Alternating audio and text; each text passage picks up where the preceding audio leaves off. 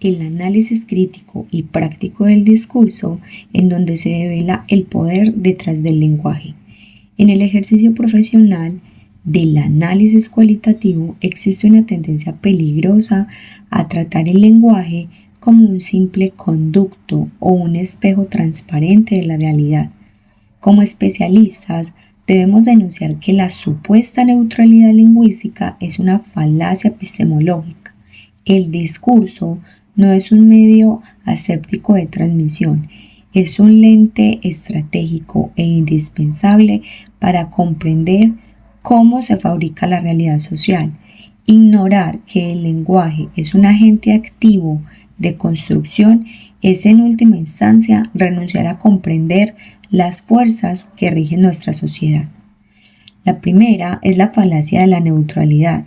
Aquí hay que ir redefiniendo el discurso.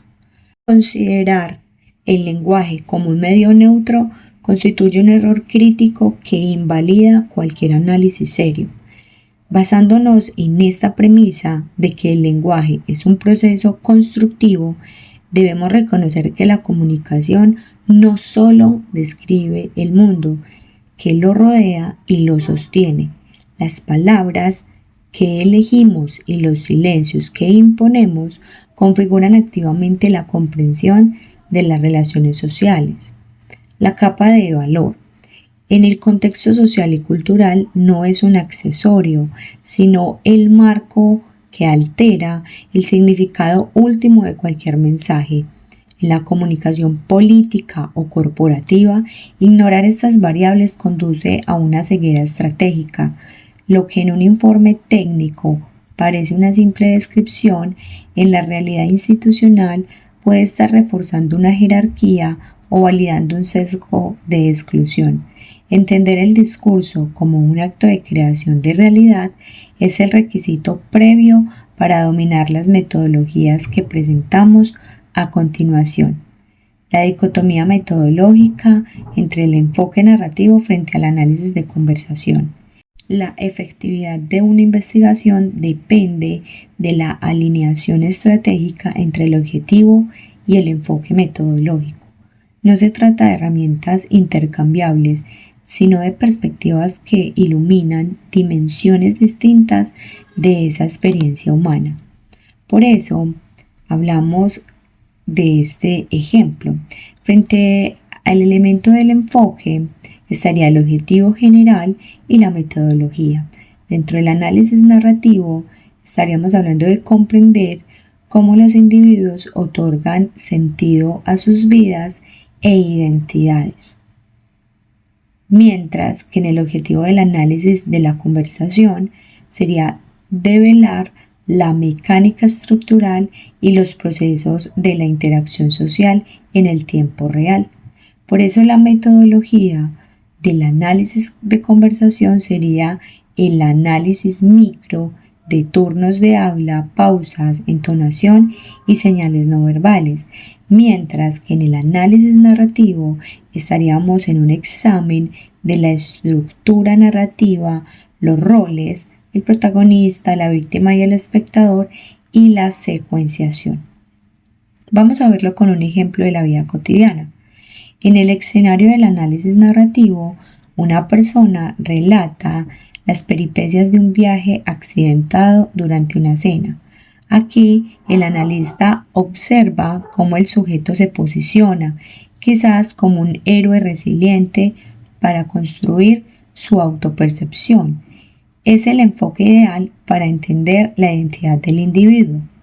Mientras que en el análisis de conversación, esa misma persona pidiendo un café en una tienda concurrida, el análisis ignora la historia y se enfoca en quien inicia el turno, la duración de las pausas y cómo se gestiona el pedido.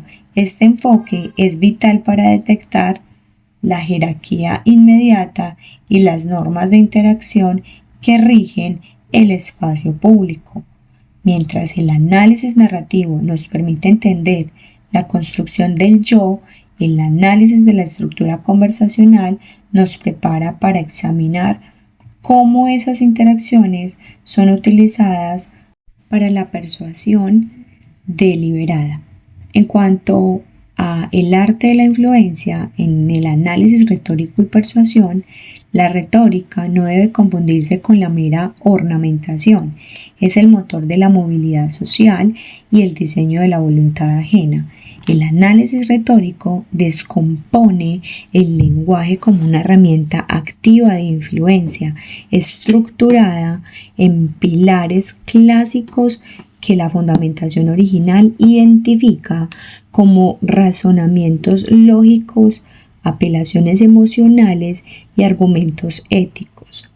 En este caso, el logos, que es la estructura lógica, siendo la organización de los argumentos para guiar el pensamiento del sector hacia una conclusión específica.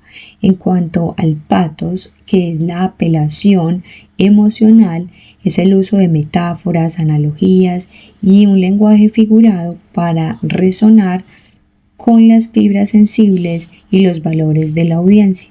En cuanto al ethos, es la credibilidad ética, la construcción de una imagen de autoridad y legitimidad por parte del emisor. En cuanto a un análisis del escenario real, estamos hablando del discurso político. El uso de analogías específicas no es accidental, es un intento de enmarcar la realidad para que los problemas sociales se ajusten a las creencias de la audiencia. Identificar esos patrones permite al lector transmutar de receptor pasivo a consumidor crítico, capaz de distinguir entre una propuesta sólida y una manipulación afectiva.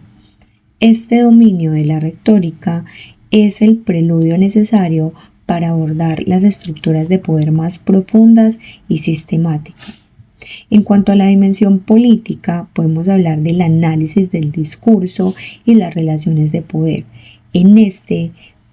Esta forma o enfoque no es una técnica académica neutral, es una herramienta de justicia social diseñada para desmantelar la hegemonía invisible.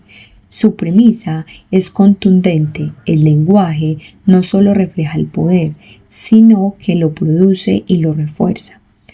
Dentro del análisis crítico del discurso se revela quién tiene la autoridad para hablar y, más importante aún, quién es silenciado.